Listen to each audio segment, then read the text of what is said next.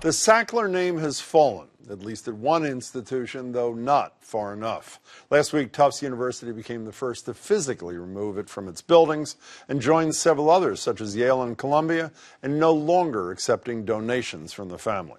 As a reminder, the Sackler family owns Purdue Pharma, maker of OxyContin, part of the opioid class of drugs responsible for killing an average 130 Americans a day. Tufts has also set up a $3 million endowment to fund substance abuse treatment and is developing an educational exhibition outlining the family's ties to the school, including their role in the opioid crisis.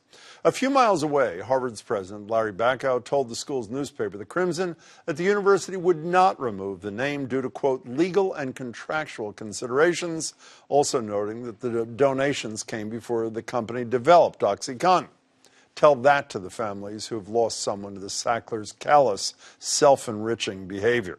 In case you've forgotten how widespread this epidemic is, Attorney General Maura Healey's latest joint filing opposing Purdue's ongoing bankruptcy settlement included some damning statistics.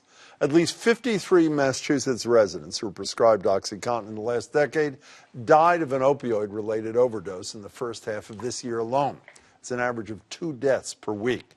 And between 2009 and 2017, more than 7,000 patients received prescriptions for OxyContin in the state.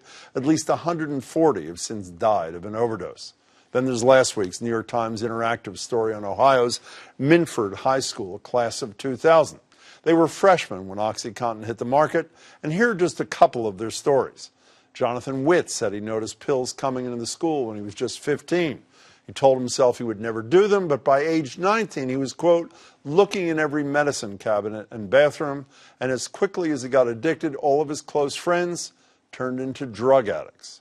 Minford's senior prom queen, Brooklyn Fazey, started taking painkillers the summer after graduation. Her addiction turned into drug dealing and later led to heroin. She told the Times, quote, so many of my best friends are either dead or in a wheelchair from drugs. You just see so much sadness. We could have been anything, done anything. These two were, let's call them, the lucky ones, unlike 3 members of their class whose addictions killed them. Nationwide, nearly 400,000 people died from opiate-related overdoses from 1999 to 2017. And if anything, the Sacklers, Dr. Richard Sackler in particular, worked hard to pump up those numbers. As we learned in emails uncovered by A.G. Healey's civil lawsuit from then-President Richard Sackler, who instructed sales reps to, quote, hammer on the abusers in every way possible. They are the culprits in the problem, he wrote. They are reckless criminals. Removing the Sackler name from places of honor is a start. Holding them financially liable as individuals, as Healey is attempting to do, is even better.